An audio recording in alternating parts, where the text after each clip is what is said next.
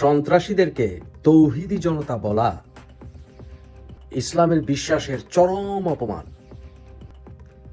সন্ত্রাসীদেরকে ছাত্র জনতা বলা জনতাকে বিশাল অপমান, সাধারণ জনগণকে, এবং ছাত্রদেরকে অপমান যেই ছাত্ররা পড়াশোনা নিয়ে ব্যস্ত থাকে। সন্ত্রাসীদেরকে যেই সকল গণমাধ্যম ছাত্র জনতা, তৌহিদি জনতা ইত্যাদি বলে সম্বোধন করে, তাদের লজ্জিত হওয়া উচিত। কারণ তারা সভ্যতার বিরুদ্ধে কথা বলে।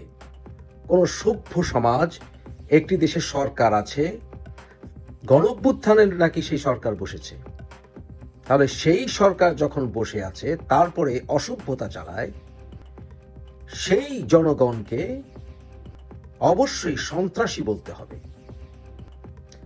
বাংলাদেশে এদের সমর্থক 5% মানুষও না। বলতে পারেন এত মানুষ কোত্থেকে আসে? এরা হচ্ছে সন্ত্রাসী সংঘবদ্ধ চক্র। যখন এদের সন্ত্রাসী গুরুরা এদেরকে ডাকে, এরা বিভিন্ন জায়গা থেকে মৌমাছির মতো বেরিয়ে আসে। ক্ষুদ্র ক্ষুদ্র গোষ্ঠী একসাথে হয়ে তাণ্ডব চালায়। হঠাৎ করে 2 কোটি জনসংখ্যার ঢাকা শহরে কোথাও 20-30 হাজার মানুষ একত্র হলেও মনে করে বিশাল শক্তি।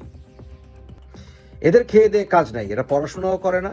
কারণ যারা পড়াশোনা করে তারা 24 ঘন্টা এই সকল করে বেড়ায় না।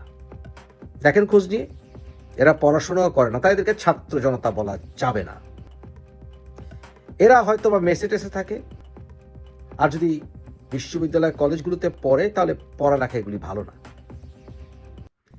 এরা 2 লাইন ইংরেজি বলতে গেলে দাঁত ভেঙে যাবে। দেখতে পাচ্ছেন না?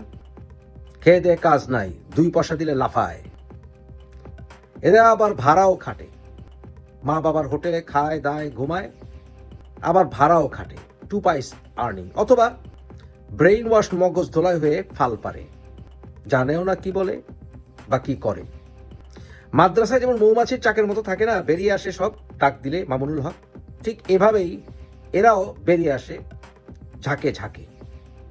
কিন্তু যখন পেটের ধান্দা 2 দিন পরে দেখবে না, এসব ফাজলামো করার সময় থাকবে না। তাই ছাত্র আন্দোলন চাঙ্গা হয় কখন? যখন ছাত্ররা ক্যাম্পাসে থাকে। কিন্তু এরা 24 আওয়ার্স ক্যাম্পাসে থেকে রাষ্ট্রদ্রোহী কাজ করে বেড়াচ্ছে। কি জোশ! 2 লাইন কথা বলতে পারে না, চিৎকার করে, হুমকি দেয়, আর পারে লাফাতে। 2 টাকা ইনকাম করার মরদ নাই, যদি না চাঁদাবাজি করে। তাই এদের ধান্দা হচ্ছে গুন্ডামি করে 2 পয়সা যদি ইনকাম করা যায়। কারণ এদের ওই বৈষম্য বিরোধী নেতারা এটা করেই তো ভাত খাচ্ছে। এরা হচ্ছে শকুরের মতো, খুদ ছিটাবেন, উড়ে আসবে। এরা ধর্মের কিছু বোঝে না। ধরে নিয়ে আসেন, টেনে ধরে কান ধরে নিয়ে আসেন। যারা ওই যে ভাঙাভাঙি করছে না, তারা কোনোদিন ভালো করে কোরআনটিও পড়ে দেখেনি। চ্যালেঞ্জ করলাম, যান পরীক্ষা করে দেখেন। এমনকি এরা নামাজেও কি বলে জানে না, একটি লাইন জানে না ধর্ম। আর যা জানে ওই তাদের উগ্র গুরুদের কাছ থেকে শুনে শুনে যা জানার তাই জানে। কারণ এদের উগ্র গুরুরাও ধর্মের কিছু জানে না, ওই মৌদুদিবাদ, আল কায়দা, ইসলামিক স্টেটের আইডিওলজি ছাড়া। এরা মুসলমানদেরও সবচেয়ে বড় শত্রু।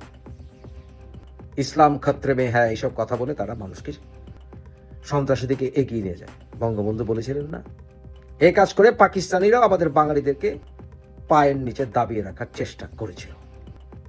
কিন্তু সময় আসবে, এরা পালানোর জায়গা পাবে না।